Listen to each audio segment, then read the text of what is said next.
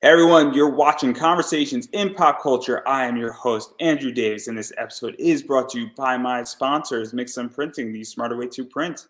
I know printing your creative project can be confusing and stressful, but Mixum is here to make it easy. From their instant quote calculator that lets you get as many quotes as you want for free to their 24-hour customer service support, Mixum is here to make sure your printing experience runs smoothly from start to finish. And right now, you can choose from a range of premium printing options and materials. And the company has also printed so many successful Kickstarter campaigns. A bunch of them you have even heard about on this very show. And they currently offer services in the United States, Canada, Australia, and the UK. And Mixum can print and reach your audience anywhere in the world. So if you're ready to print smarter, not harder, head over to Mixum.com. And right now, listeners on my show can drop my name, Andrew Davis, in the message tab of a current order to get a 5% discount on their first order. So that is mixam.com. Again, type my name, Andrew Davis, in the message tab of your current order to receive a 5% discount on your first order. Also, I do have a t-shirt up on Redbubble, and it is a mecha t-shirt, and I am speaking to one of the best mecha designers on the indie front in comics. So go buy my t-shirt, everybody. I need the money. And I figured it's Gundam, and I figured you'd appreciate it. So obviously, having tipped off my hat here, I have with me for the second time Thomas Johnson II, who's responsible for the Raxxon universe. So welcome back. Welcome. Thank you. Happy to be here. I am excited to have you back on because I'm a big mecha fan, and obviously we're joking around before all this interview stuff on Facebook, and your book is basically Robotech done better. So, but us joking aside, and I do want to catch everybody up to speed a little bit because it's been 2 years since you were last on for season 1. What is the Raxxon universe, and what does it entail for those who have no idea and are hearing about this for the first time? Oh, that's a big one. Well, Raxxon is a sci-fi adventure, as we could say. I don't want to say it's fully mechanized, but it is in effect the mechanized genre, because there are plenty of mechs, power armors, robots, but there's also tons of starships, tons of characters, tons of aliens, and an entire universe that I built around it. So, and just so people will know too, it does have a beginning and it does have an ending. It's just a huge, expansive universe that a lot of is getting told pretty much through the comics, but also in other books as well. Yeah, there's a lot of stuff in your universe, obviously, and we're going to dive into it, and I promise, because I love talking about this stuff, and I make the joke that it's Robotech done better because it is very much in that vein, and I love this shit. So this is one of the things, and I am curious, and I think we should dive into the story because obviously we're dealing with Earth pretty much gets a messenger by an alien species that they're going to be thrusted into a war with these two alien type creatures, possibly a third alien type creature, and then they form Eden, which is Elite Defense Earth Network, and then that just spawns out a bunch of other stuff that happens. So where did this idea even come from? Because when you're building a universe, you start with one little spark, but then this thing has just expanded outwards all over the place. And as you stated, there is a start to it, there's an end, but it's how did you get to the end? Whew. So what was this like, really building this out and even coming up with the concept? Because we're going to dive into each of the parts of it in a second. Okay. Well, it really started back in, I'm going to say, giving away my age here, in the late 80s. I was inspired, growing up watching G.I. Joe, Transformers, everything like that. Well, before Transformers really hit the mainstream, I was watching like G.I. Joe. They had a lot of other cartoons that used to come on. One was called The Spiral Zone, which was pretty interesting. There's some aspects of that I liked. At first it started off with, I was just designing just body armors and vehicles, not even power armors, robots, or anything like that, because I used to be kind of scared to draw those things. Just like when I was way younger, I really didn't draw people. So it kind of started off that way, and it kind of started slowly developing until one day I drew a mech. and I drew it. It was only like about 2 or 3 inches tall on a piece of paper. It was really just a scrap, and I was just bored once. It was a Sunday morning. I was just drawing. I was like, wait a minute, that actually looks kind of cool. So I wound up asking my mom, could she take it to work and put it on a copy machine and blow it up for me? Because we're talking about probably like at that point, we probably like talking about 1989. So she does that, brings it home. I get some tracing paper, draw it over, clean it up and everything. And I'm like, wow, okay. So then it just kind of sparked from there where I started just tinkering and drawing robots. And then because the name, it wasn't all the way Raxxon Universal Dominion, it was just Raxxon at first. And then that name came from a combination of different things of, what was it? The video game Zaxxon from way back in the day. See, I'm too young to know this, but I know it. That's the problem. I'm 29, so clearly, I Yeah. went backwards in anime and comics. I did not go forward. It's not horrific. It's just like all like the 80s and the early 90s, all like the cartoons and all that stuff is the good shit. Like, Yeah. I used to love that stuff. And that name kind of inspired me a little bit. And I was like, Then the video game Contra, that came out. It was like, I wonder, So it was just messing around one day, and it was like it just popped in my head, and I was like, okay, name Raxxon. Then I was like, let's add some more to it. And Universal Dominion came with it, and I was like, okay, it's different. I like it. All right, screw it. Let's go with it. And at that point, like whenever I would draw stuff like robots, I try to be like, I envision those into the story.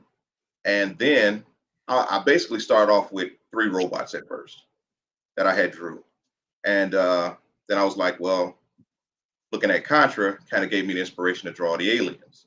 So I started drawing the alien races. Actually, there was even like one of the races was inspired by an old friend of mine, Sean Carpenter, him and his brother. And Sean used to draw this race called these creatures called the Gorn at that time. And they kind of like had ram horns on their heads or bull horns on their heads. And I was kind of like, it took me back to that. And I was like, I said, if I take a little bit of combination of what he did and a little bit of what I got in mind, and I wound up creating an entire race from that called the Garamedri, which are like almost like reptilian types with horns. so let's even talk about them a little bit because they're one of the enemies. And Yeah. what is this like? Really building them out and their objectives and what they're trying to do, and even why they're involved in this war. And then the other one is the Torva Hydrax, I think is the way it's said. Yeah. And so what was this like really creating these? Because these are the enemies. And then we're going to talk about the Earth Force because we can't have bad guys without the good guys.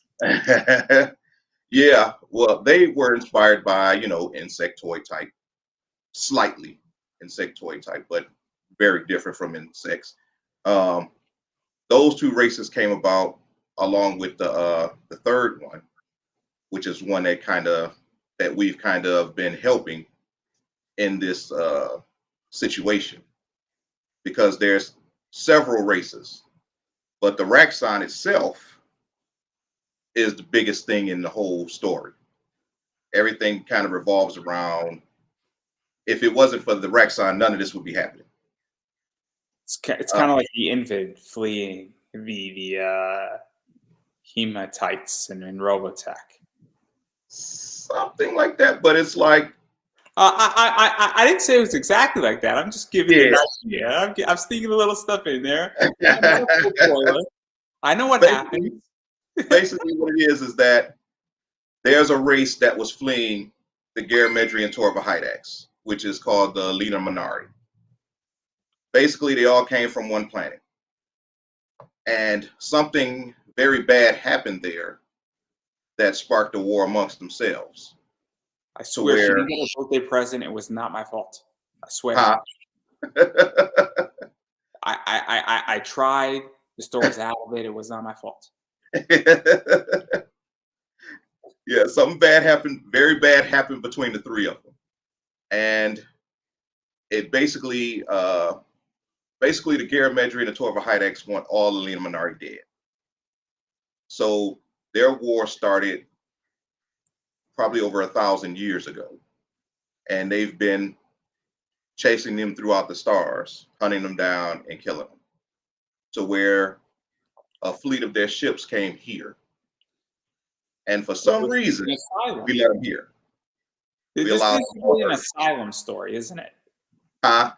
It's an asylum story. Kind of, yeah.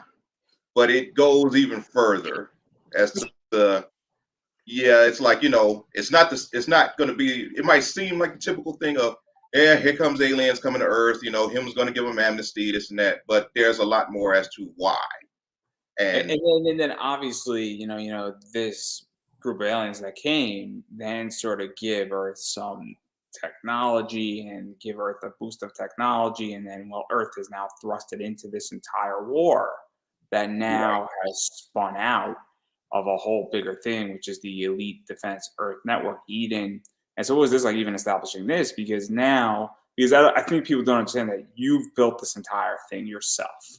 And that's one of the things that I think is so interesting is that, and the reason why I bring up Robotech is that Robotech's a big world and Macross is a big world, which is sort of the Japanese, equivalent / there's a divergence between the two. But many people have worked on Macross and Robotech.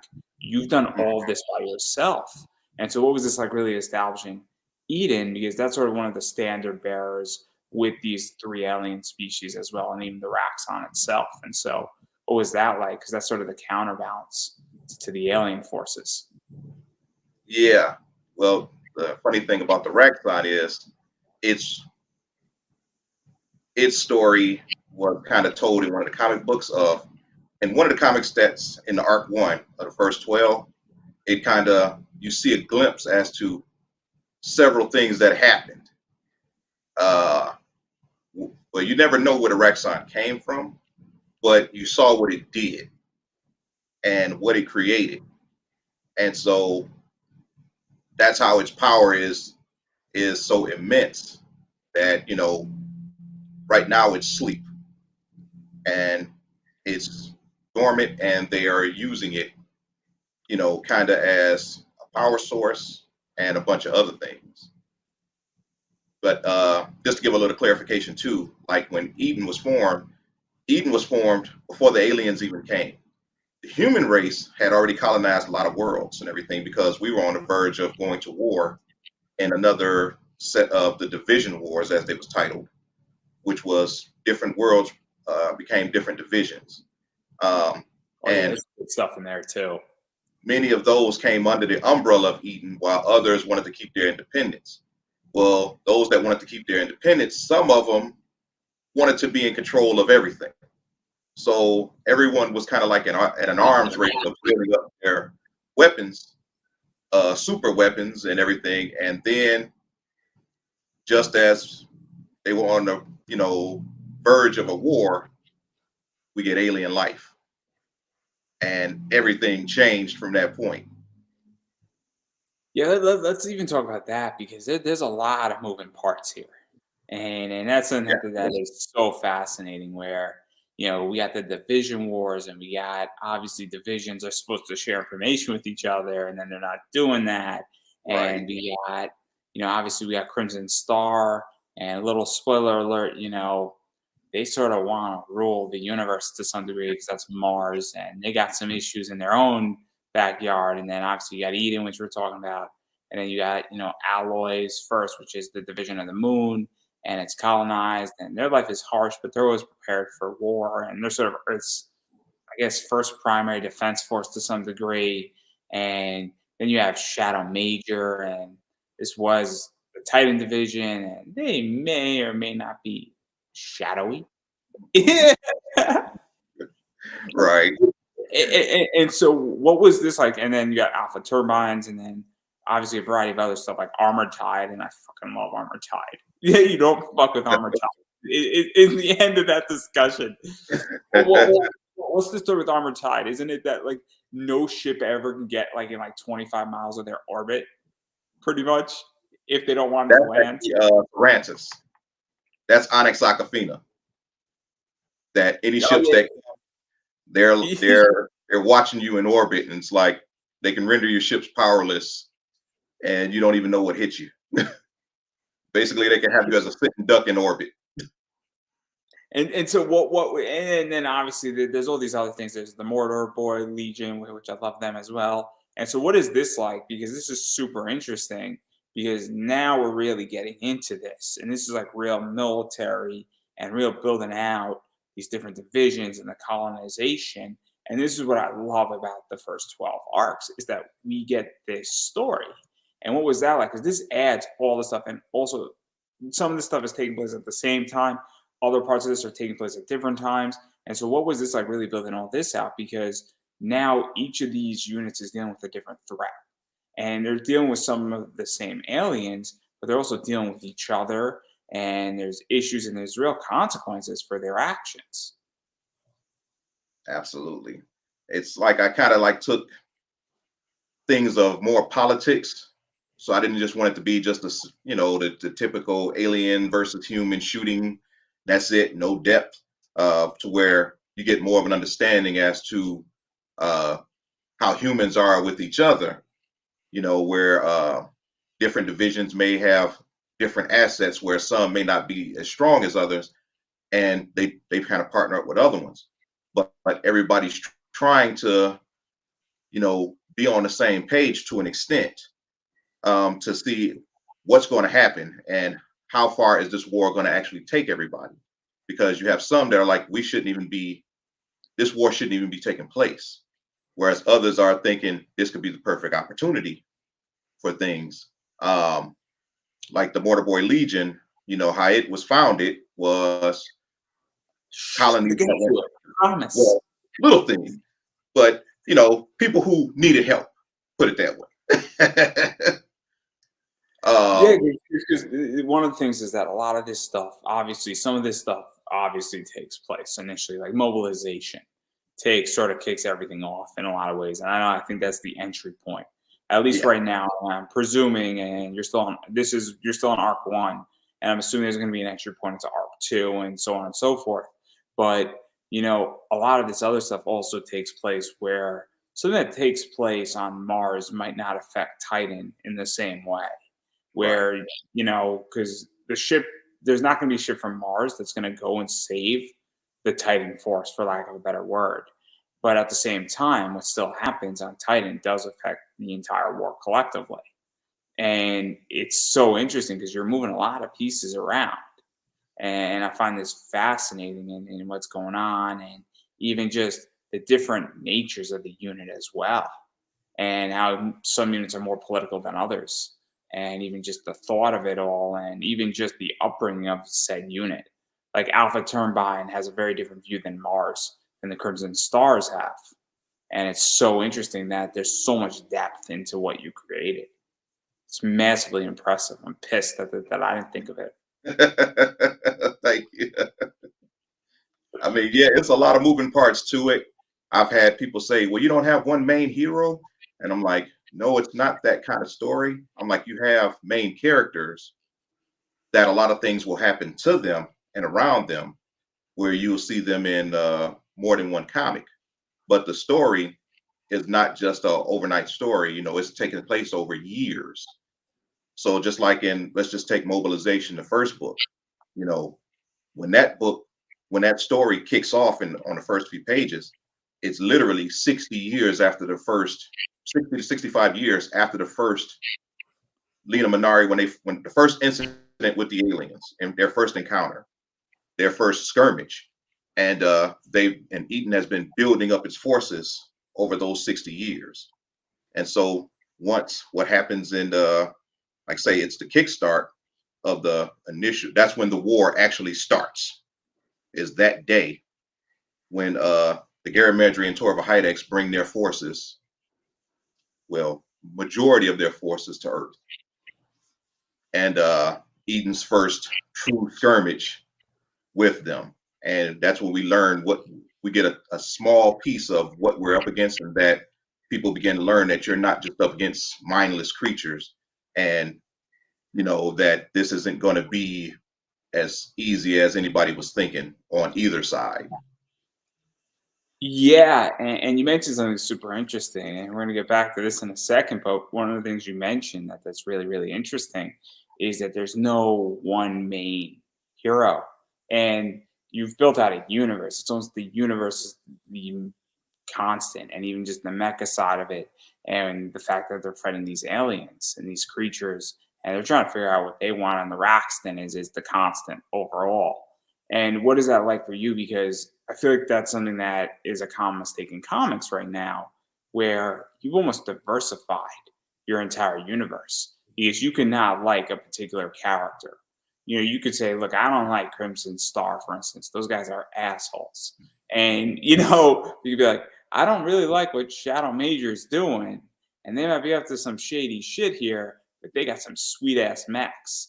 And that's something that I think adds a lot more diversity, and it also draws different people in, where you can actually pick a unit and pick a side you want to be on. And you could like the Mortar Boy Legion, for instance, you could be like, hey, those are the underdogs. And you could be like, well, Eden is cool and all, but that's my unit, right? And it adds for further monetization and a lot of other things. And I think you've hit on something, whether that was intentional or not, that is a mistake in comics, especially when people are building out universes. Tyrone does this really well as well with the Soulverse universe, where he's got a bunch of different specs and SKUs, as I like to call it. And maybe that's not the correct word, but I can like a certain book. Like I can like Temple High more than I can like another book. Where I actually really like Stars. I actually think Stars is a really enjoyable book that he put out. But it's the idea that, and it's my favorite book that he put out over Temple High, but that also adds for further monetization where you can actually pick a side, and then if you don't like one thing, you could just stay in the little track that you're in. So what was that like, really building out that out, for lack of a better word? Doing that's actually the fun part, because my business partner, Damone Amerson, because without him, this wouldn't even be here. Uh, he's the one who kind of started giving me more details on like the divisions, because at one point I was kind of 2D with him, or 1D almost, and he got it to 3D.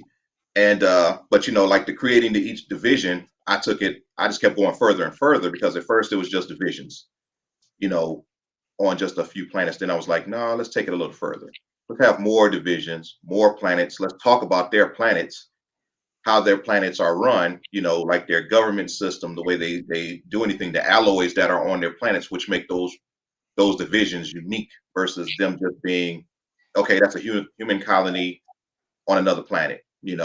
Like, well, what makes them different besides their logo or whatever? It's like the whole, like with Mars, theirs is more of a dictatorship, you know, is what they're currently under. But it works for them because their military is pretty damn strong. It rivals a lot. They may not have as many, but they're just as strong. They're like one of the strongest divisions in it. And but like for that, you have uh like say Onyx Aquafina, which people have told me some of theirs is their favorite one because of who's in charge there. They like some of the main characters. Like say some people attach to the divisions because of the characters, some attach because of the mechs, some attach because of the ships, and it's like for me, I'm like, hey, I'm not going to tell you to attach yourself to anybody else, whoever you want to, you know. The only thing I just tell people is, well, it's kind of like, and me and Tyrone, that's if it wasn't him either, I wouldn't be here. He's been the one who's been kicking me in the butt and got me as far, and now he's catching up to me on books now, and I'm like, I gotta get off my butt and get some more out there. But he said to me one time, he was like, your stuff is going like Game of Thrones, man. He's like, I like that character, and you went and killed him. I'm like, yeah, don't get used to everybody. This is war. So there will be characters who will die because it's not G.I. Joe, but I'm not killing off everybody. but there's going to be a lot of bloodshed, taking place. And like I say, it's a all-out war that's taking place. So, I didn't want to be like, oh, come on, this person survived that, really, even though I did do a comedy piece in one. But, some things is just, I don't want to just make it seem like I'm just slaughtering everybody, but try to give people a more meaningful situation as to where you might come back and be like, I'm glad they killed that guy, or I'm glad that woman got killed. Finally, I see why they did it. Well, to even go further into that, and I mean, I love diversification because it also allows me as a reader to get behind certain divisions or I could choose like the bad guys, for instance. I'm a big wrestling fan, and I'm the type of guy like that loves rooting for the heel. So I've been at shows where me and my friend were around a bunch of these 7-year-olds, and we were rooting for the bad guy, and we were trying to out train the 7-year-olds. It was great. It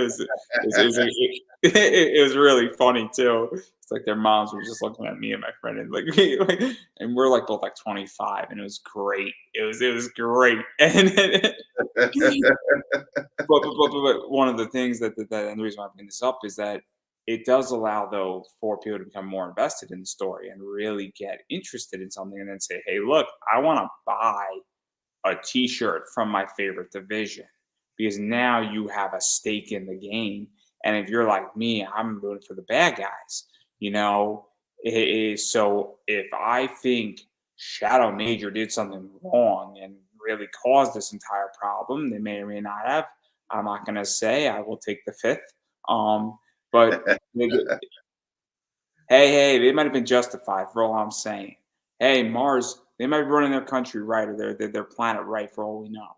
But the whole point is that if I believe that adds a lot of monetization, and it's brilliant, and this is like a common mistake I see that people make in the comic world with building out their universes, is that you're not creating enough division. That if I hate 90% of your universe, but I love the 10%, you can still monetize that 10%. I see it where if I hate a piece of your universe, I hate your entire universe. And I think you've done something really special on that front. Like, I don't love everything in Robotech, but I love certain parts of Robotech. Like, I love New Generations. So if they have a New Generations t-shirt at an AnimeCon, I'm buying it. They got a regular Macross shirt or Robotech shirt, maybe I'll buy it, but I think it's something really, really smart on a business level that you've done. Whether that was intentional or not, you still deserve credit for it, at least. Thank you. Thank you. Thank you. Yeah, that's the fun part, is the universe building. And I never even utilized that term before. I was just trying to just build up the story to tell it, because like I said in the beginning, it went through so many different transformations, you know. I think that says it all. I think that says it all. So I'll read the comment for those who can't see it. And forgive me if I get the name wrong. Mimi Nicole Love says that these stories should be on TV. I can visualize watching the stories play out in TV. So obviously, I definitely agree that this stuff should be on TV. At least an animated series would be dope. Oh, I'd love that. That would be, that's what we want to get to, is to get to that level to where if we ever do pitch the story to a company that can do the anime, we want to be able to say to them, you don't have to create anything new. You can just take the books and tell the entire story, through that way. You got a whole universe, the story from beginning to end, and can flush things out naturally in an anime with a little more conversation here and there, different little scenes being seen, different things like that. Or even expanding what the book's done, because you can take, and obviously there's mobilization, which kicks things off, and then we have Juggernauts 1 to 3, and you could turn that into 20, 25 episodes, and you don't have to do everything in 70 pages, for instance. You can go and do it in 2-hour movie, for instance, and you could add a little more dialogue. Maybe you get a quick jab, maybe you get some fun dialogue in there, and they're like, I'll catch you and get my ramen noodles when they get back. And obviously Juggernaut 1 to 3, doesn't exactly, it's sort of landing and dealing with the Raxxon and some Sergeant Randall Davis. We may or may not be related, I'm just saying. But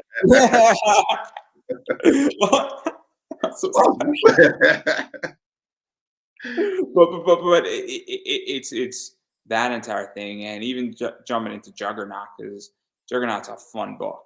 That's a Yeah, fun 3 issues. yeah. That was an adventure when I did that one because it was like it was flying out of my head like crazy. It was like, man, I mean, when I did that book, that one was, because it was literally because after mobilization, because mobilization wasn't even supposed to be the way it was. It wasn't originally going to be a full size comic book. It's supposed to be Originally, like an ash can, right? yeah, it was just like a filler piece that was going to go in my source books. And it was only going to be a few pages, just okay, little comic piece tease. And then Tyrone was the one that said, make it up, why don't you just make it a comic book? And I'm like, okay. And I he's like, see why how don't you it do is. comic books? And I'm like, I hadn't thought about that. He was like, do it. And I'm like, We're blaming Tyrone now. I see how it is. yeah, because he Well, was if it makes you feel better, if it makes you feel better, he's basically doing his podcast because of me. So he took my podcasting class, and I have much to teach him. Much like he has much to teach me about how to write a comic book. I have much to teach him about how to podcast and live stream, and I may or may not be building his show. Yeah, I'll do it for free because I don't mind. Because I actually like building people's shows up. But yeah, no, it's kind of crazy. So like Juggernaut's really dealing with sort of taking out the Raxxon a little bit and dealing with getting onto the Raxxon's planet and all that crazy stuff that's going on, and also sort of dealing with maybe a unit is one of the units and one of the divisions isn't being so kosher, for lack of a better word. And yeah, I think that's a really good way at how to put it, and also kind of having what do you do then when you got some serious problems with divisions and things aren't so cool anymore, and how do you deal with those problems? And it's really really interesting. That entire 3 books are just fascinating. yeah. And I I'm, had people I'm ask me being vague for a at reason. one point. It was I'm I had to tell people that Juggernaut takes place not over a few days, but they're there for a while. Like for at least maybe 2 weeks. Close to a month that they're there because you figure you can walk around an entire state on foot and not get anywhere. You know, if you're looking for something in particular. And with them being there, they have no idea where they're going. So So let me ask you a question, and I actually don't know where does Juggernaut for the audience that's listening. What point in the entire story of the beginning, middle, end does Juggernaut take place in? Because that's something that's really interesting. I think. Juggernaut takes place probably like during the first year and a half of the Raxxon War with the humans, whereas nobody's been able to get feet on the ground on anybody. The planet that they brought, Cyfrides 3, we can't land on it because it is, as you can see in Juggernaut, severely guarded. They have thousands of ships, in orbit around that planet. And so the thing was trying to find a way because the only way we can get to the Raxxon is to get on the Cyfrides 3 and try to take it out. So that was, it's going to have to be a crazy suicidal plan to do it. So that's what happens in Juggernaut is like, they found some people who was like, okay, we'll do it. We'll go for it. We know it's going to be casualties, but hell, we got to try. Because And it's really interesting, and obviously they discover a bunch of stuff, and I'm trying not to yeah, I think Sergeant Randall Davis is very very happy that he was chosen for the mission. he volunteered. I'm pretty sure his volunteering position was very happy with what he discovered down there. Yeah, yeah, I, he I, becomes I'm not going to ruin too much because there might be something coming out in Arc 2 with that. Well, let's just say that Randall's a very important person, and it kind of touches off even in this first arc. So he's a character that's not going anywhere just yet. Hey, you know what is to the victors go the spoils, and when he landed on that planet about a month in, he found exactly what he needed. See, you know what I'm referring to, and nobody else Yeah. does. So everybody, you got to buy the book to find out what we're referring to, and Yeah, it's a lot, so but it's, it's, it's it's very interesting in that realm. And then also at the same time, we got Critical Strike going on, and maybe it's not at the exact same time, but that's sort of the next bunch of things that you put out. And this is dealing with Shadow Major, and obviously Shadow Major was introduced in Juggernaut to some degree. I'm not going to explain how they were introduced, but now you got them dealing with Planet Titan and addressing things that are going on with Planet Titan and why is Planet Titan important, and kind of dealing with we're outnumbered and is help coming. And that's a really interesting concept with this stuff. And that's like a whole nother realm as well, where this is a whole different story than Juggernaut. And it just shows versatility, I feel. And it's really a cool story because you have a unit that is someone trying to protect the planet. They don't really know why. And why is this planet important? And we sort of find out why Titan is important, when help comes, why help needs to come, and why the enemy wants this planet. hmm it's without trying to give any spoilers away. Yeah. No. Look, I mean, I'm not trying to give spoilers away either, because I actually like this. I actually got to buy your books in physical copy now. So it's like 'cause I actually like your series. That's the problem. Like, if I get a job in the next 2 weeks, I mean, that's like where my first paycheck's going. And then my second paycheck's going to send them all off to CGC, but that's not the point. Joking aside, what is this like to really even tell a story where an enemy wants to take a planet and you're outnumbered, and the question becomes is help gonna come, and whose help is gonna come? Because that's a very different story than Juggernaut. And Juggernaut is a very action invasion. This is more of a defensive story, and it's a cool concept in a lot of ways, but same time we're still dealing with these enemies, same issues, same aliens. And what was that like building it out and even just sort of shifting it up a little bit? Because again, we go back to you building out a universe and providing a different story and subsection and skill. Yeah.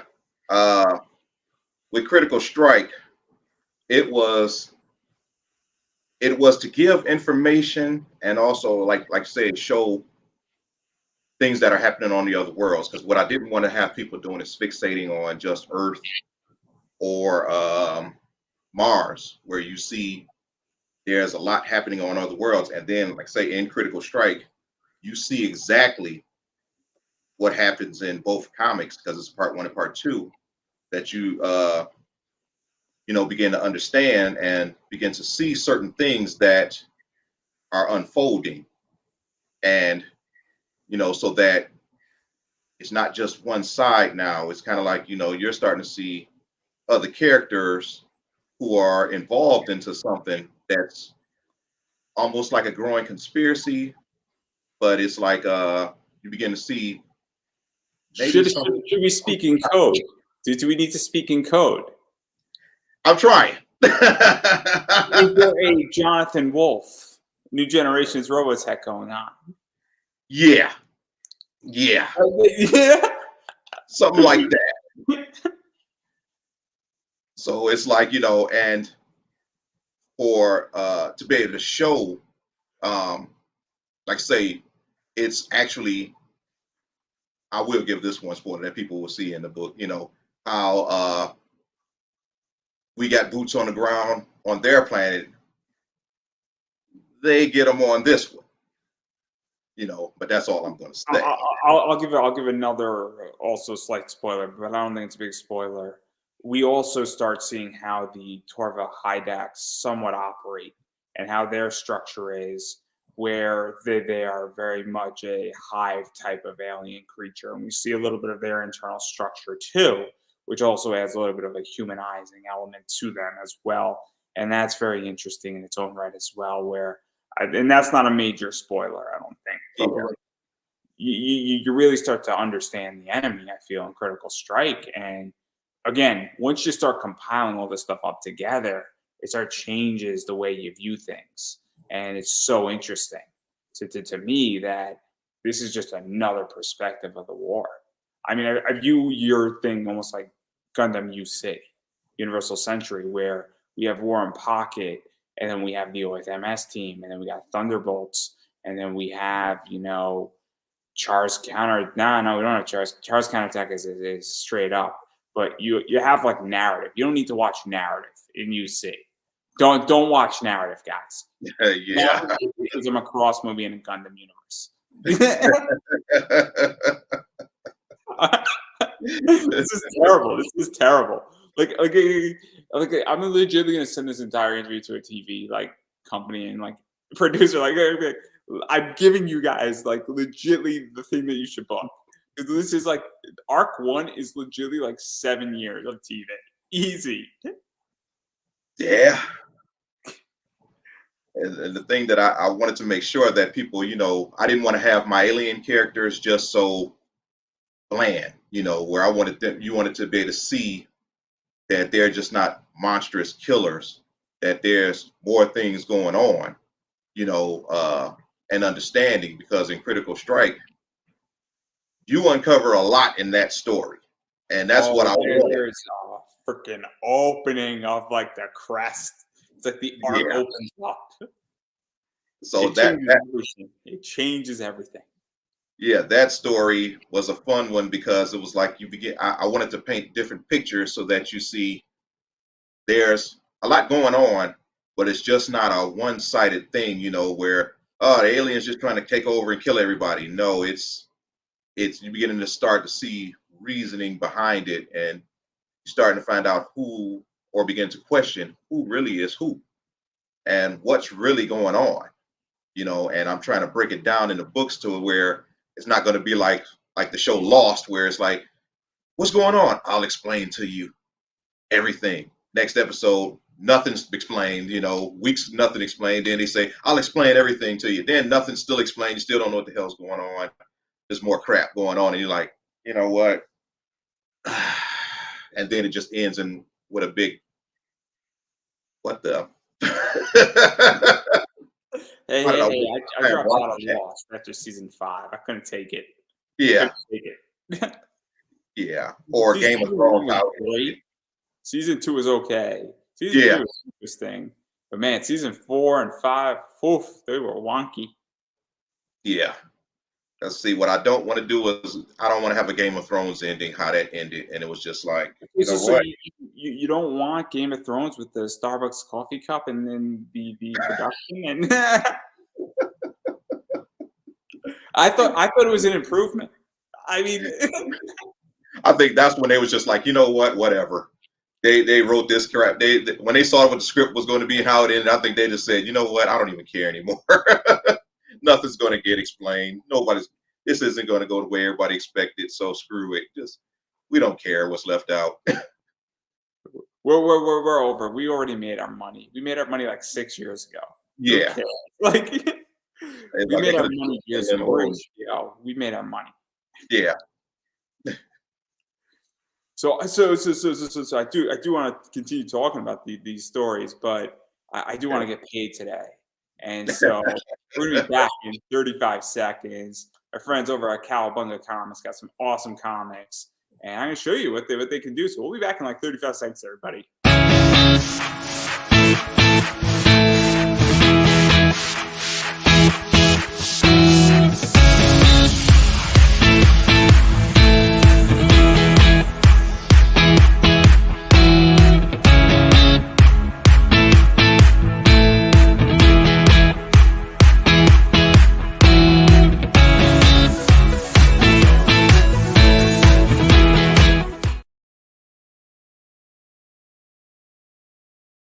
And we're back. I got paid, so we're all good.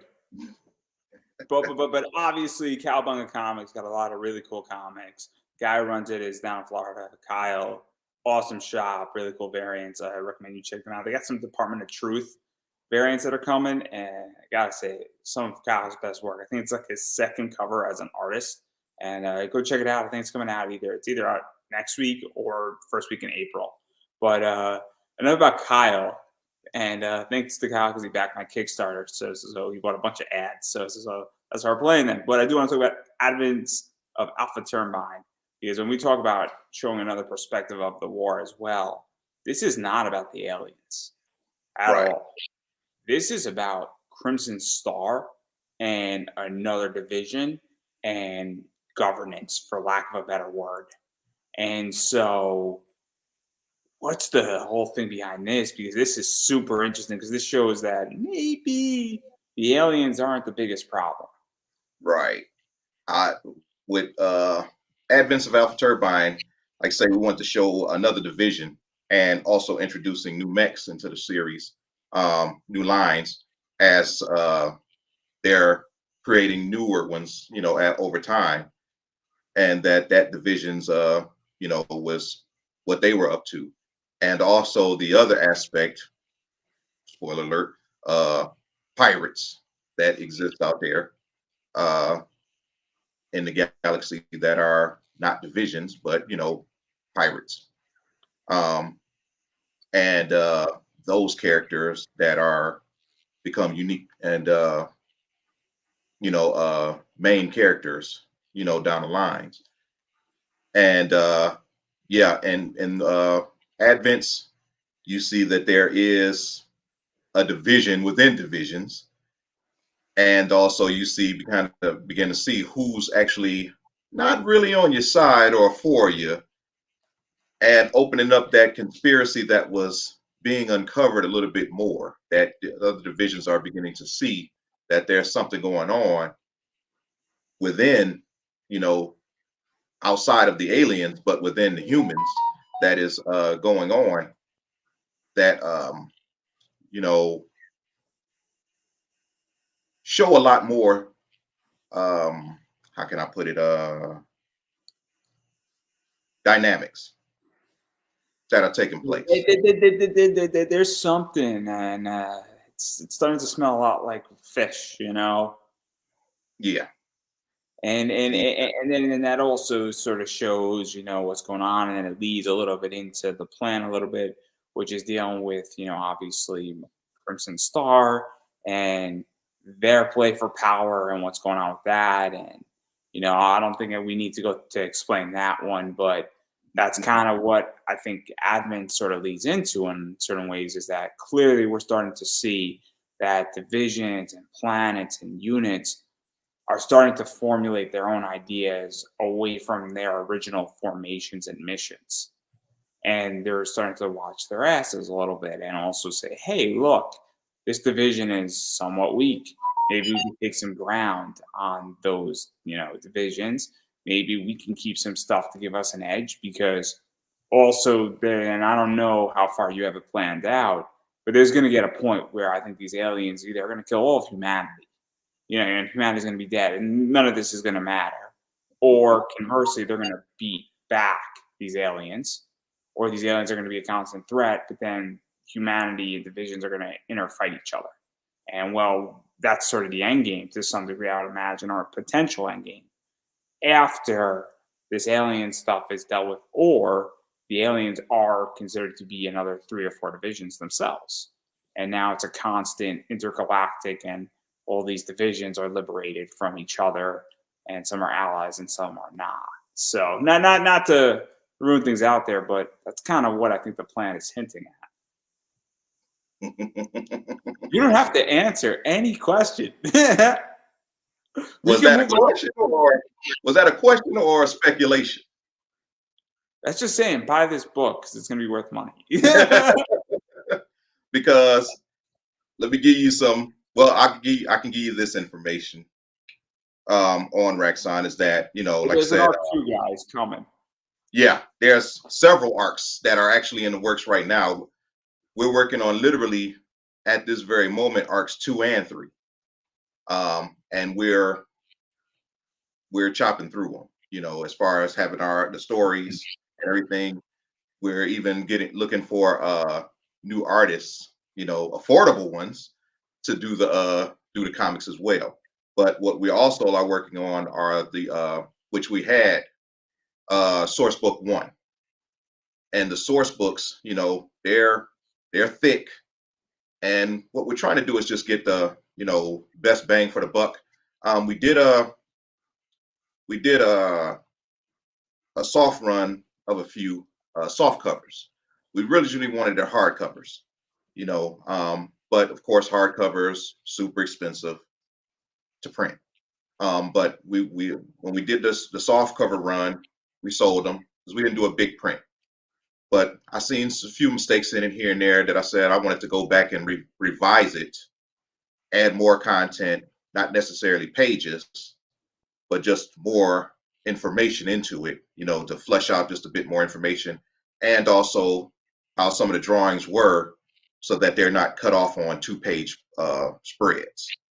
So we're in the process of redoing that, because when we did it, you know, we just did it ourselves and paid for it ourselves. So it was expensive enough, but a Kickstarter would definitely help.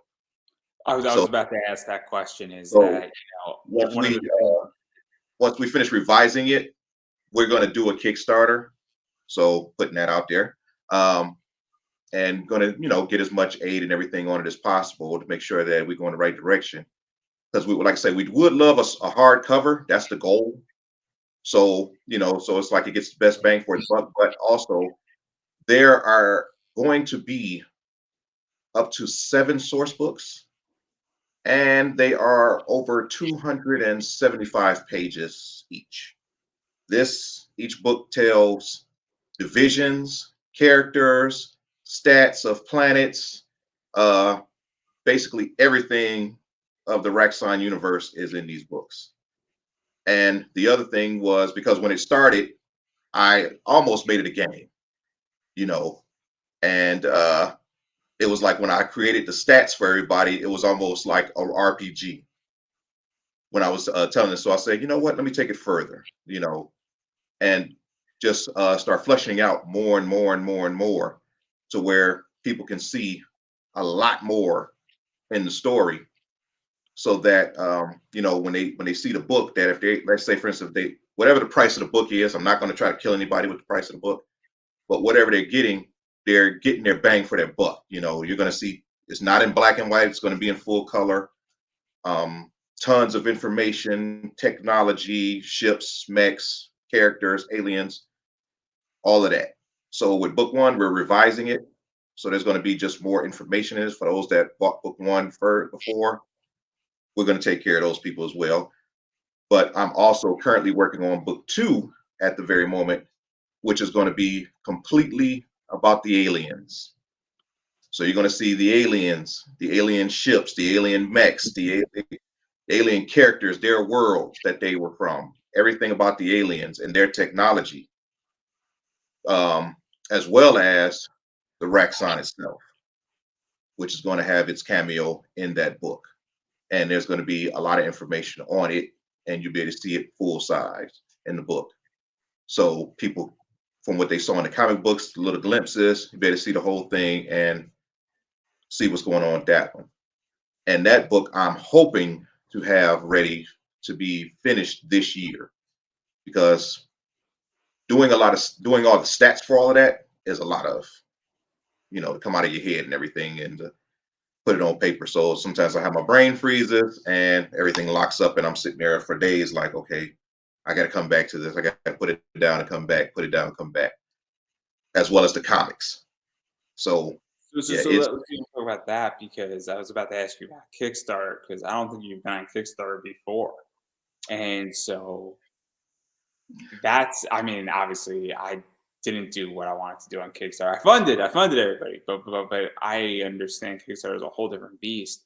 But I'm just even thinking on a lot of levels, just on the fact that people love mecha stuff, people like this, you have a big following and you're growing your following, not to mention that stretch goals could be adding pages, could be adding glossy stuff into it, could be adding art prints. You could actually make it that if you raise a certain amount of money, it starts off as a soft cover and becomes a hard cover. And then also it's a lot of press because I know people who love source books.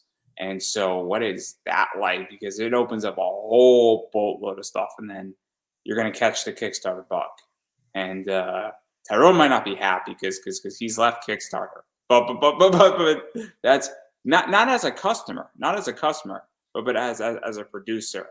And but that's neither here nor there. We don't make fun of people all that much anymore. On this show. Unless they truly deserve it. But he could take a few shots. And so that's my dog. And she's very excited.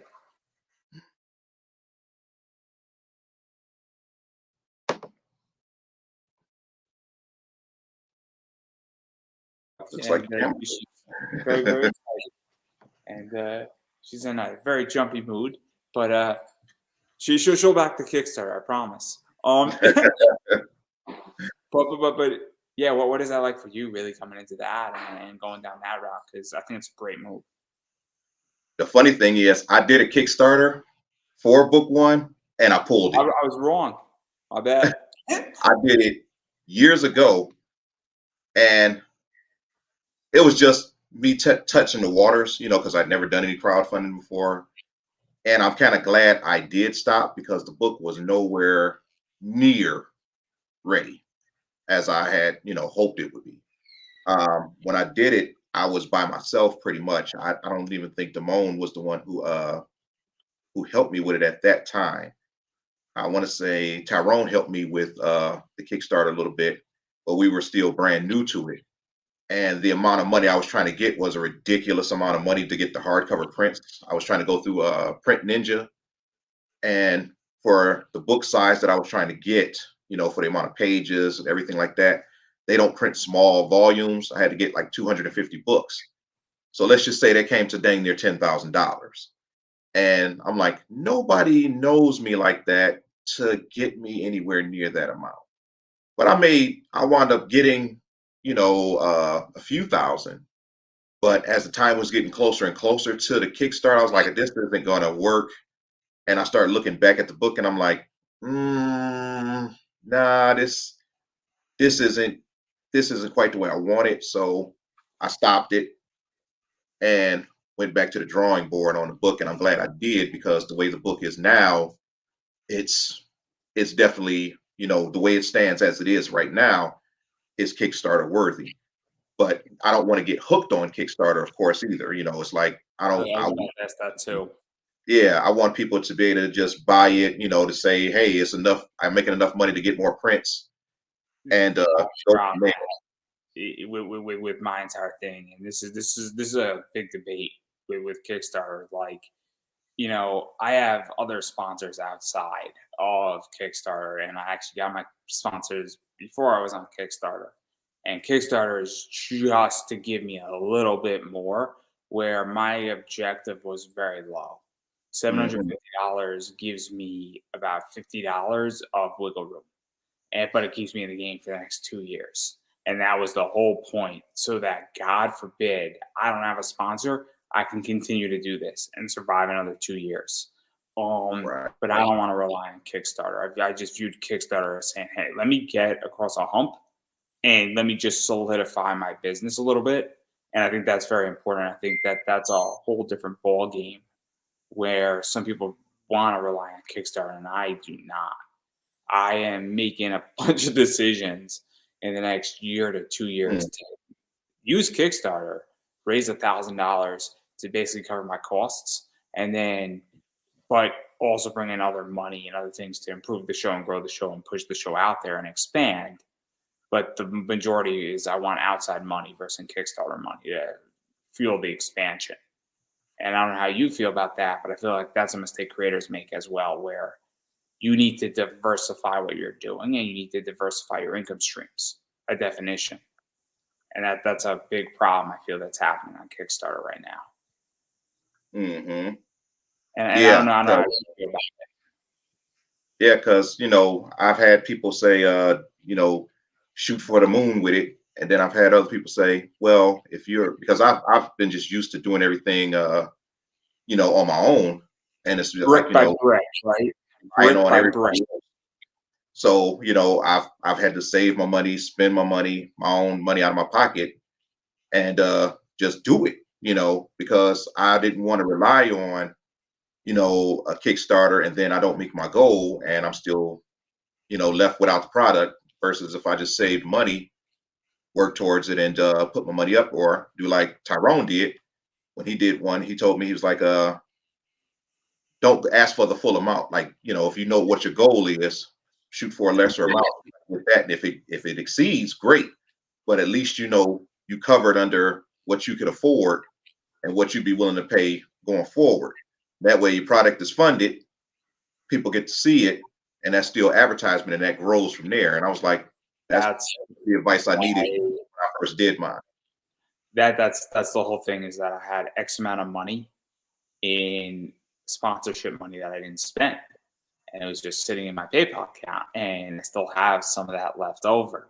And so that was added to my goal. So I theoretically could have basically kept my goal at $100. And that's probably a mistake I made, where I should have kept my goal like $250. I'm like, this is all I need, guys. And I have a feeling I would have been funded in like the first 3 days. And I probably should have kept my goals a little bit lower, and I should have kept them a little bit healthier and a little bit cheaper. And I got a feeling I would have been funded a lot quicker and I probably would have done better. But if I come back for season 4, it's just bonus money because I have sponsorship money for me. And that's how I view it. But I feel like it's a tricky business collectively, the Yeah, entire Kickstarter market. yeah. Because it's like, trying for me it was, and still like Tyrone's gonna help me out now. Like me and Damone, we're terrible with advertising. We say that every time. I am horrible with advertising. I'm not gonna lie, I'm not gonna make any excuses. Me and social media, I'm like, I'll be feeling like when my father was alive, with a brand new TV. How do you operate this thing? It's like, oh, you got to get on here. You got to start posting more often. I'm like, okay, I'm hardly on here, but okay. So it's just getting, the right content. Then also with me, I was a lot of times worried about copyright infringement, because like when I draw something new, you have people that say you should post that. And my fears was always, okay, if I post it, if somebody takes it, rips it off before I get it copywritten, you know, where I gotta fight with them in a whole nother court, which can be extremely expensive. So it's like those little things, but it's like you gotta take the chance at some point, get your content out there so people can see it, catch eyes. And with the way everything is these days, people want to see stuff versus just you saying, well, it's coming, and I don't want to be like lost. I'll tell you next week, this week and this and everything, nothing shows. So trying to get things out there. Like say, we're going to be advertising for the first arc hard coming, um, so that people can see it. We're trying to reboot basically to get everything out there. Website, we're going to be making updates to that where we're going to be adding digital copies of the comics on there that people can buy. They can already order the physical copies off of there. We're also on Comixology on under Raxxon Universal Dominion, so they can see all 12 comics on there. But if people want to get a digital copy of the comic, they can inbox me directly, or ask me, how can I get a digital copy? Or if you have to do digital copies, yeah, we're getting into the digital copies now. So if anybody wants any, we can provide them for them. Hard copies, same thing. People want them, we have them. They can inbox me directly, or they can go to the website and order directly. Because what we got to take down is because we are out of stock on the source books currently, but we're going to be revamping that first one this year for sure. We're already checking into some hardcover companies that we're trying to test the waters with to see how their print is and their production lines that aren't saying that you got to do 250 or big bulks, where they're like you can do a print on demand. So that's a little easier on the pocket, So we're checking out some of those right now, and also preparing for a Comic Con that's coming here in Detroit through Andre Batts, Motor City Age of comic books, and this will be my first time vending at his. His was actually the first Comic Con that I ever went to in my life, and it was a great experience. So it also inspired me to go forward, and I met a lot of people through there, like Jarvis Sheffield, um, Andre himself, lots of people, and I met Tyrone through dealing with that, and me and him clicked, and he's got to bring his ass back here to Detroit, like I told him, because we gotta have some more fun. But me and him have also we've always been building off each other. Like I would send him my books while they're in the draft stages, let him check it out and see what he thinks about it and where it needs any improvements or anything or any changes or typos or errors like that. And he'd do the same thing with me. So we're we're always building off each other, which is a good thing. So like I say, he's like my number one guy to help me with social media because he's always posting and me and I'm always seeing his stuff and I'm like, yeah. So he's like, look, I'm going to help you. I'm like, thank you. I said, I'll keep drawing stuff for you because a lot of stuff that I've drawn for Tyrone is in his comics, like a lot of ships, vehicles. The one book he has, Orisha Exos, I draw the mechs in that one and the ships. So we kind of build off each other. And it's like he always name drops me on his podcast and everything. And I'm like, cool. So I always got to do the same with him.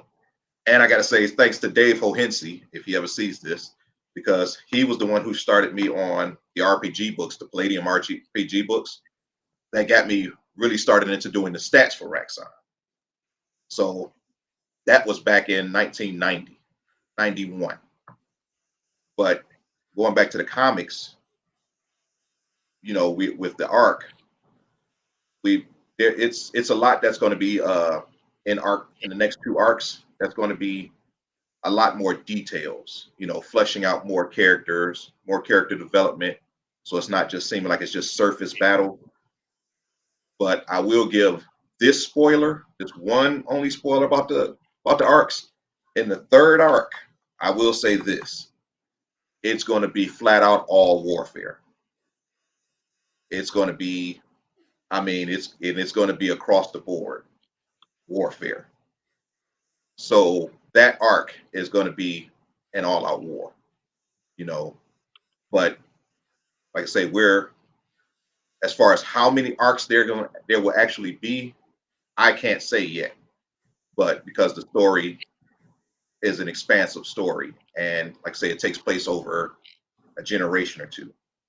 But there's a lot of things that's going to be happening with main characters that you see, and a lot of main characters that's going to be introduced. And like I say, with the comics, we're trying to flesh out the story for those who may be into the comics, but also with the source book, so that people who may not be in the comics can get the source book and be like, okay, I can understand everything. Because with the source books, we're going to be kicking off other things like we're currently working on. Like we're working on an RPG game.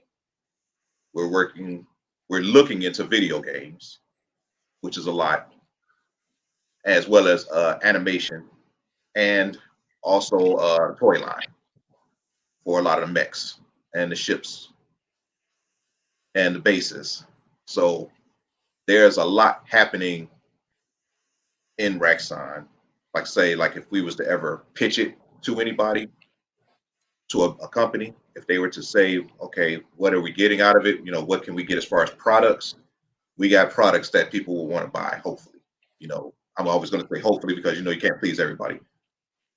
But from like ships, mechs, toys, characters, all of that are things that we are currently working on. And I'm trying to get like Tyrone as far as getting me some cosplayers and some of my characters. So those are some things that we're looking into as well. I can find you a bunch. I'm going to need them. I'm going to need them because I have no problem with advertising I already have one person in mind. I already have one person off the top of my head, but we'll talk after. Okay. And we give recognition to everybody that we work with on Raxxon. So like on our media page on our website, you can see everybody who's worked, anybody who I've done commissions through. That's from the artwork to the books to designs that I couldn't do myself. I list them all, So cosplayers will be listed on our website, pictures. We love to give credit, and that's what we do in our comic books. And that's the other thing, just to let people know too, with our comic books, we put parental discretion as advised because we want to put that disclaimer in there because there is violence, there is cussing. These are not for little kids. This is more of a borderline rated R kind of thing here. But the things we just haven't stepped into or really plan to do is get into sex and nudity and all of that stuff. It's like, really doesn't need that. Maybe some hints of certain things or implied, but we want to keep it to the more sci-fi genre where you don't just have to break onto a sex scene out of nowhere for whatever reason. Yeah, and then obviously, I'm just going to mention it really quickly. There's a few other things. Obviously, we didn't speak about the plan or the Mortor Boy Legion, and then the sequel to that, which is Last Man Standing. But obviously, those are just more war stories, and there's some of the best stuff out there. And it's the underdogs. The Mortor Boy Legion is the underdog unit, and they're very cool. And basically, they're the rejected mechs and expanders, and they're basically kicking the aliens' asses with inferior machines. So if you don't like a good underdog story, I don't know what to tell you. So in Last Man Standing is that expansion, and all this stuff is stacking up. And obviously in Arc 2, we're getting into what is known into Arc 3, which is sort of throughout there is all out war, and probably some of these units are going to be somewhere mixed up in all this shit. So it's going to be very, very exciting with everything. But I don't want to push too hard. And then we also have Nick the Frozen Soul. I think I said the plan. We spoke about the plan. It's Nick the Frozen Soul, which all this stuff's going on too and all that. So obviously, if you like anything that you heard, you can pick all this stuff up and you could actually pick all of it up. I think it's all in print. I think you could order it off your website, Comixology. You get it off of Comixology, other areas, and I'm sure that if something is not on your site, they could probably just message you and you could figure out a way how to get it if you have it in stock. Yeah. But they can get it off our main website, raxxondominion.com. So they can go there and order and see a lot of stuff on it because we have a huge website. Yeah, you do have a big website, and you have a bunch of ships, and I know you just built a ship, so you were very proud of it. 3 feet. Yeah. But I'm not going to press you on that. I just thought. but you do a lot of stuff, and you obviously have a lot of ships. The source book is a big thing, and that's coming. I think hopefully this year. I think the source book on Kickstarter and hopefully a hardcover. And I'll be pushing it out. I might be broke, but I'll be pushing it out for sure. And you're always welcome back, and we can talk about it however much you want, anytime.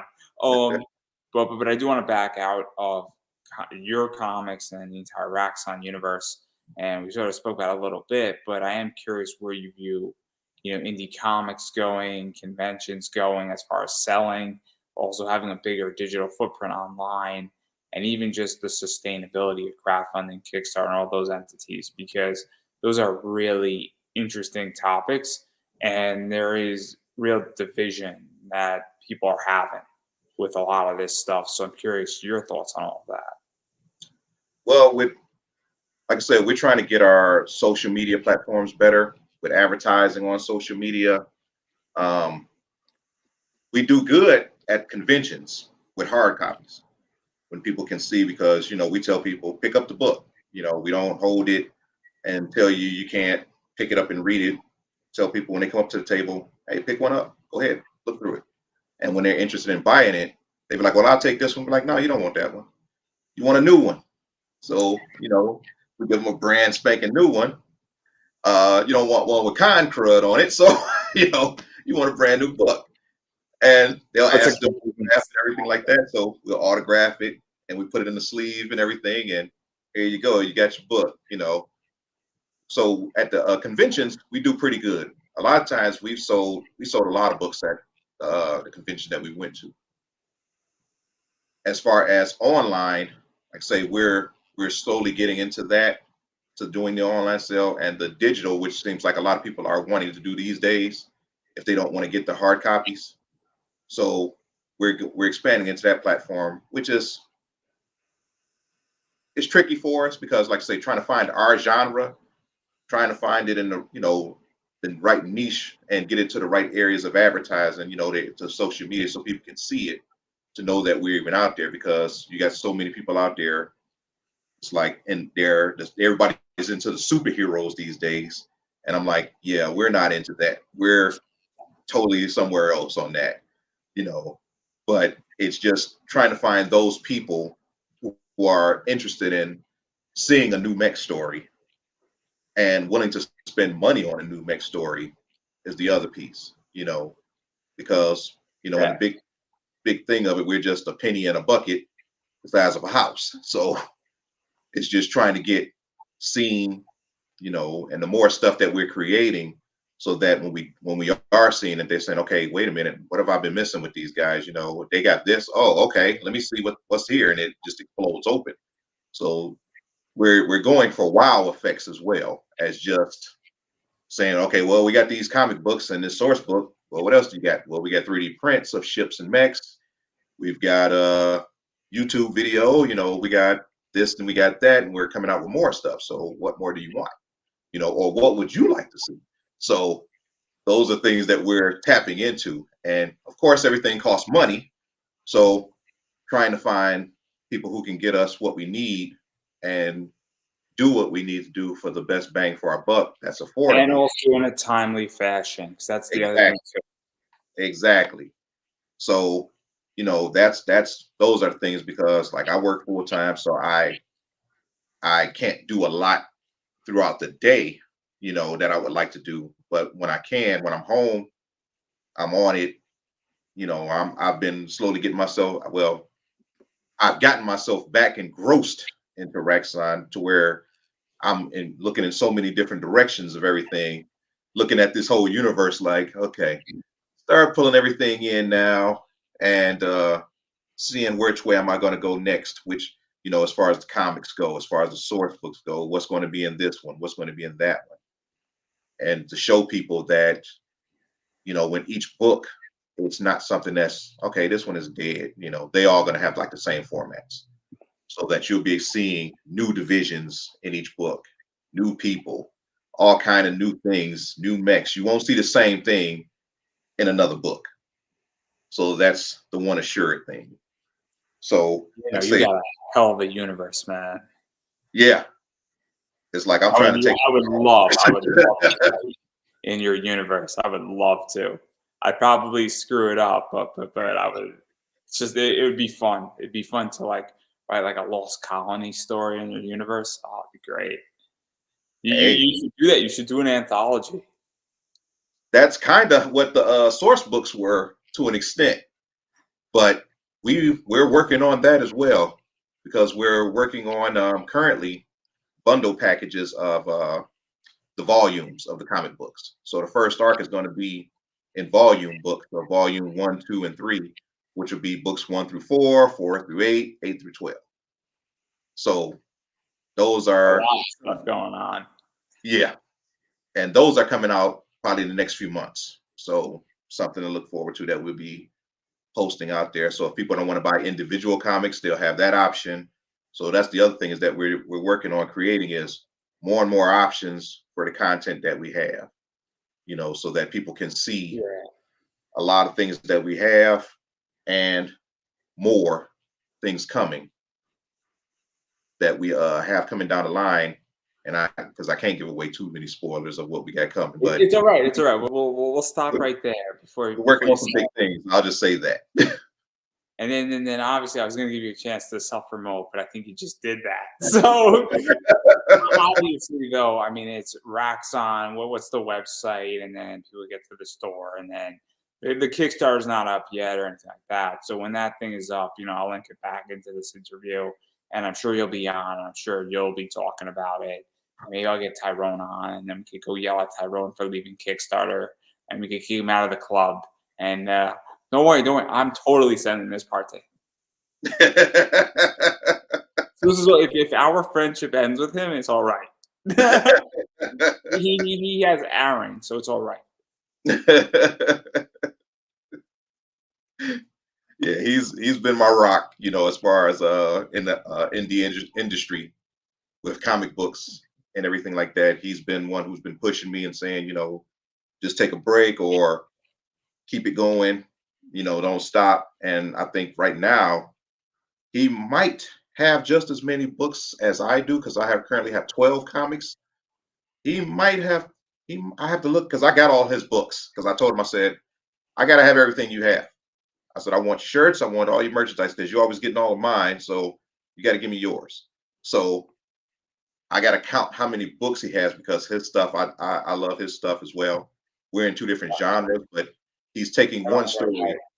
Yeah, I gotta buy some stuff. I really do. He's taking one of the stories, and I'm not going to say because that's a spoiler alert. And I don't know if he wants that said yet, but he's taking the one that was a mech design, and he's taking it to another level, which was pretty sweet. So we're not going to spoil anything he's doing. Yeah. He's going to be coming on at some point, probably later this year, or whenever he wants to come on. He's more than welcome to, if I have space and if I'm feeling like I want to interview that week, because that's something that I'm doing is that every 12 weeks or every 14 weeks I'm taking a week off this year, so I could go play Halo. Hey, I am bad at Halo, so I need the practice. I need to play 40 hours of Halo to get good at it. I just had my first sword kill today, so. But my gravity hammer skills are pretty good. So I will be more than happy to design you a gravity hammer mech based on Halo. It'd be really funny, and I would do it for free. It'd be great. I'd put my little elf on the shoulder pad of one of them. Oh, it'd be great. Let's see what you come up with. I'll build it out of Lego first, and then I'll figure out how to draw. See, you laugh now, but when I show it to you, you're gonna be like, "Oh man, that's fucking awesome!" Can I just have the free instructions for it? And I'll build it on Segway 2. It'd be great, or I'll build it on whatever 2 is, or Pixel 2, and you give it as a stretch goal. You know how funny of a stretch goal that would be? It'll probably hit it real quick too. It'd be like, "Oh, I want this." All the piece count. Oh, I'll do it. I'll do a Lego mech or something, and then you'll be like, "Fuck, I gotta not put this in my book." But I digress. I think you self-promoted enough. If somebody watches this interview and doesn't want to buy your book, I don't know what we did wrong. So, I say a lot, so I got to work on that. I don't know if nobody after listening to this doesn't want to buy your book, then clearly we both did something wrong. So it's not us is the problem. Right. I digress right there, and I'm gonna just keep saying it. And I've been saying it for almost 28 months now. You have to support indie, and what that means is you have to back independent projects. If somebody has a book on their website, buy the book on their website. If somebody has a book on a Kickstarter, back their Kickstarter. If somebody has Indiegogo, buy their book there. Obviously share it out on Twitter, check it out on wherever else it is. It's a webtoon, get it there, Comixology, all those places. If it's on Comixology Unlimited, actually read it because it does make a difference, and actually let somebody know what it is. And so my dog doesn't know how to behave clearly when I'm trying to promote a book here. And so, obviously, as I was saying, obviously sharing out, buying books, it makes a big difference and it goes a long way. And I get it. If it's not your cup of tea, completely understand that. It's the idea that, though, that there's a lot of other books that a lot of creators have, and you should be supporting them there as well. And if even if you don't like something they're doing, tell a friend about the book because that also goes a long way. Because I'm a big mecha guy and I like mecha books. I have friends who hate the genre of mecha. So I get it, but if they see a mecha book, they're going to tell me about it. And they're like, oh, this is a cool book. So that's all I'm going to say on that front. As far as I'm concerned about me, with everything that I'm doing, obviously use my sponsors. Mixum's a sponsor. If you need to bring your book, 5% off. Andrew Davis at checkout. Mixum's really cool. They got like a digital proof checker stuff. I think they are working on something where you could actually send books in certain countries that they will print or that they have printers in, and they will do the printing for you there, which is actually a game changer in a lot of ways. You don't get the tchotchkes on Kickstarter, but if you're just looking for books, that's kind of cool that they're doing, and I think they're still working it out. Also, you could go check out my metal card with DJ Croft. DJ is going to be up in Wizard World, and my metal cards are coming in 3 days. So I am super excited. I got 121 of these. DJ will be selling some of them up in Philly, I think in the first week of April. And he's going to have about 58 of them. So I'm hoping he sells out, and then I'm going to be selling the rest on my eBay store. And DJ is somewhat of a business partner in that venture. Really cool. He's an amazing cosplayer. This is my t-shirt. I don't always eat tacos, but when I do, it's at Londo Bell. I'm a Ray, Taco Bell, most interesting man in the world. Red Bubble, buy my t-shirt, everybody. I need the money badly. I like Gundam also, so go do that. It's also in reference to Fallout, so that's kind of cool right there. And yeah, if you want to advertise on my show, pay me money, and you can have an advertisement spot. So I need the money, and I got some cool stuff coming. And let's just say in 3 months, the advertisement, there's going to be a few options for advertisements, and they're going to be super cool, but I'm not going to tell much about that at the moment. But right now, I'm pretty cheap. It's buy me a coffee. So if you're interested in advertising on my show, there you go. Otherwise, I will see everybody on the flip side. And on that point, I'm going to give you the final word. Check us out at raxxondominion.com. Hope you like the books, support. And I had a great time being here with Andrew Davis once again. Look forward to being here. It's great. I'm sure you're going to be back at some point this year. Works for me. Definitely. And that, everybody, is a wrap.